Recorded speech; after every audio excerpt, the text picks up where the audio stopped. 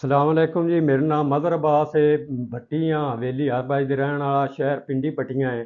ਮੇਰੀ ਬੀਵੀ ਨੂੰ ਕੋਈ ਦਰਦ ਛੁੱਟੀ ਆਈ ਹੈ ਵੱਖੀ ਦੇ ਵਿੱਚ। ਉੱਥੋਂ ਮੇਰੀ ਬਾਜੀ ਹੋਰੀ ਲੈ ਕੇ ਨਾਲ ਆਏ ਨੇ ਫਾਤਮਾ ਹਸਪਤਾਲ ਡਾਕਟਰ ਰਿਆਜ਼ ਦੇ ਕੋਲ। ਉਹਨਾਂ ਆਖਿਆ ਜੀ ਫੌਰੀ ਇਹਦਾ ਆਪਰੇਸ਼ਨ ਕੀਤਾ ਜਾਵੇ ਤਾਂ ਕਿ ਨਹੀਂ ਤੇਰੇ ਰਸੌਲੀ ਅੰਦਰ ਫਟ ਜਾਏਗੀ ਤੇ ਇਹਨੂੰ ਜ਼ਹਿਰ ਬਣ ਜਾਏਗੀ, ਇਹਨੂੰ ਇੰਝ ਹੋ ਜਾਏਗਾ ਉਂਝ ਹੋਗਾ। ਤੇ ਉਹਨਾਂ ਡਰਾ ਡਰੋ ਕੇ ਨਾ ਆਪਰੇਸ਼ਨ ਕਰ ਦਿੱਤਾ ਹੈ। ਆਪਰੇਸ਼ਨ ਕੀਤਿਆਂ ਆ 2-3 ਦਿਨ ਉਹਨਾਂ ਦਾਖਲ ਰੱਖਿਆ। 2-3 ਦਿਨ ਤੋਂ ਬਾਅਦ ਸਾਨੂੰ ਛੁੱਟੀ ਦੇ ਦਿੱਤੀ। ਅਸੀਂ ਘਰ ਗਏ ਹਾਂ। ਬੀਵੀ ਮੇਰੀ ਸ਼ਦੀਦ ਤਕਲੀਫ ਦੇ ਵਿੱਚ ਹੈ। ਅਸੀਂ ਮੁੜ ਵਾਪਸ ਲੈ ਕੇ ਆਏ ਹਾਂ, ਗੱਡੀ ਕਰਵਾਈ ਹੈ, ਵਾਪਸੀ ਲੈ ਕੇ ਆਏ ਨਾ। ਬੋਤਲਾਂ ਲਾਈਆਂ ਨੇ, 7-8 ਹਜ਼ਾਰ ਰੁਪਈਆ ਲੈ ਲਿਆ ਹੈ।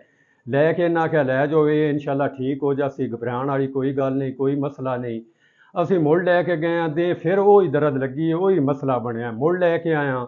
ਤਕਰੀਬਨ ਗੱਲ ਮੁੱਕਦੀ ਹੈ ਕਿ 2 ਮਹੀਨੇ ਇਸ ਤਕਰੀਬ ਤੇ 2 ਮਹੀਨੇ 2 ਦਿਨ ਹੋ ਚੁੱਕੇ ਨੇ, ਹਾਲੇ ਤੱਕ ਉਹ ਠੀਕ ਨਹੀਂ ਹੋਈਆਂ।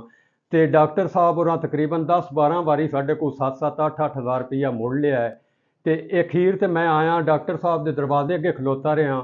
ਉਹ ਕੰਪਿਊਟਰ ਨੂੰ ਮੈਂ ਇਹ ਗੱਲ ਕੀਤੀ ਹੈ ਕਿ ਮੈਨੂੰ ਡਾਕਟਰ ਦੇ ਮੱਥੇ ਲਾ ਸਕਿਆ ਜਾਂ ਬਾਜਾ ਡਾਕਟਰ ਜਿਹੜਾ ਅੰਦਰ ਮਸਰੂਫ ਹੈ, ਡਾਕਟਰ ਨਹੀਂ ਮੱਥੇ ਲੱਗ ਸਕਦਾ। ਤੇ ਲਿਹਾਜ਼ਾ ਮਿਹਰਬਾਨੀ ਕੀਤੀ ਜਾਵੇ, ਸਾਡੇ ਹਾਲ ਤੇ ਰਹਿਮ ਕੀਤਾ ਜਾਵੇ। ਤੇ ਅਸੀਂ ਗਰੀਬ ਆਦਮੀ ਆ, ਸਾਡੇ ਤੇ ਜਿਹੜਾ ਨਾ ਤਰਸ ਕੀਤਾ ਜਾਵੇ।